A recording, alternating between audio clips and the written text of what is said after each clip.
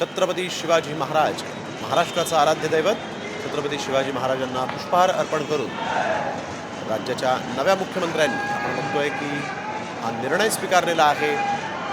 जोरदार घोषणाबाजी इथं करण्यात आलेली आहे।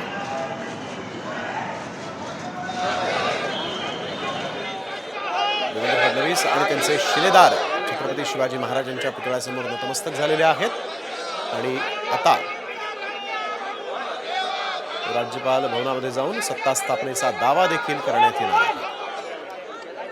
थेट दृश्य आपण बघतोय। मुख्यमंत्रीपदी पुन्हा एकदा देवेंद्र फडणवीस उद्या तिसऱ्यांदा शपथविधी त्यांचा पार पडणार आहे। तिसऱ्यांदा ते महाराष्ट्राचे मुख्यमंत्री म्हणून शपथ घेतील। अर्थातच उद्या देवेंद्र फडणवीस आणि 2 उपमुख्यमंत्री शपथ घेतील अशी माहिती भाजपचे केंद्रीय निरीक्षक विजय रुपाणी यांनीही दिलेली आहे। त्यामुळे शिंदे गटाचा एक उपमुख्यमंत्री असेल, तसंच अजित पवार गटाचे देखील उपमुख्यमंत्री असतील। साधू महंतांचा आशीर्वाद देखील या शपथविधी सोहळ्यासाठी आहे आणि अनेक लाडक्या बहिणी उद्या या शपथविधी सोहळ्यासाठी उपस्थित राहणार आहेत। लाडक्या बहिणींचा लाडका देवाभाऊ आज महाराष्ट्र राज्याचा तिसऱ्यांदा मुख्यमंत्री झालेला आहे।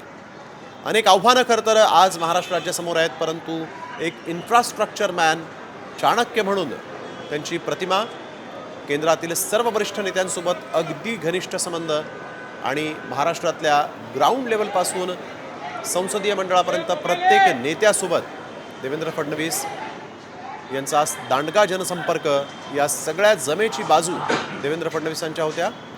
प्रत्येक निवडणुकीमध्ये 2014 पासून भाजपला 100 पेक्षा अधिक आमदार निवडून आणून देण्यामध्ये देवेंद्र फडणवीसांचा सिंहाचा वाटा राहिलेला आहे। खरं तर एका भाजपनं जी एक नवीन परंपरा सुरू केली होती, मोठ्या प्रमाणात यश मिळाल्यानंतर तिकडचं जो प्रतिष्ठित चेहरा किंवा मुख्यमंत्रीपदाचा दावेदार असतो त्याला बदलून नव्या चेहऱ्यांना संधी देण्याची ही जी एक परंपरा भाजपमध्ये गेल्या अनेक वर्षांपासून सुरू होती, तिला देवेंद्र फडणवीसांनी आज छेद दिलेला आहे आणि राज्यामध्ये आता ते तिसऱ्यांदा भाजपचे मुख्यमंत्री होणार आहेत।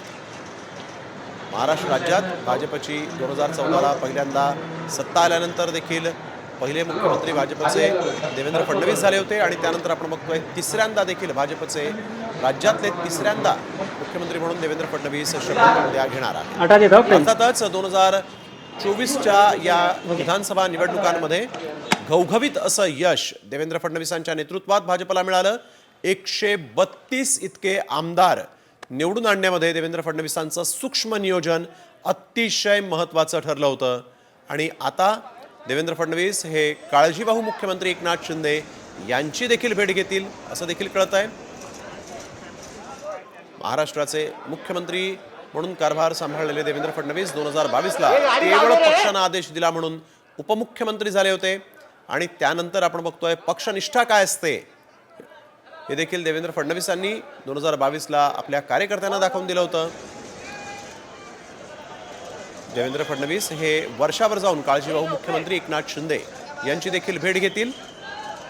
काल देखील एकनाथ शिंदे यांची प्रकृती खराब होती आणि त्यावेळेस चर्चा करण्यासाठी देवेंद्र फडणवीस थेट सागरहून वर्षावर पोहोचले। 40 मिनिटं त्यांनी काळजीवाहू मुख्यमंत्री एकनाथ शिंदेंसोबत चर्चा केली आणि आज आपण बघतोय की ते काळजीवाहू मुख्यमंत्री एकनाथ शिंदे यांच्या भेटीसाठी देखील जाणार आहेत। तिथं अजित पवार यांच्यासोबत देखील त्यांची एक बैठक होईल अशी माहिती समोर आलेली आहे।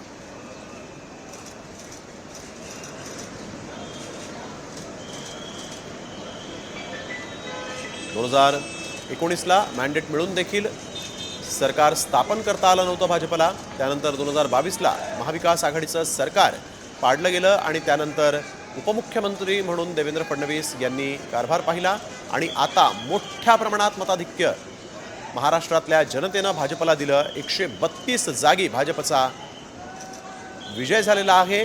मोठं मताधिक्य भाजपला मिळालं आणि यानंतर आपण बघतोय सुधीर मुनगंटीवार, चंद्रकांतदादा पाटील यांनी देवेंद्र फडणवीस यांचं नाव गटनेते म्हणून प्रस्ताव दिल्यानंतर सगळ्यांनी या प्रस्तावाला अनुमोदन देत हा प्रस्ताव मान्य केला आणि देवेंद्र फडणवीस हे आता भाजपचे गटनेते झाले आणि अर्थातच महाराष्ट्र राज्याचे ते मुख्यमंत्री झालेले आहेत।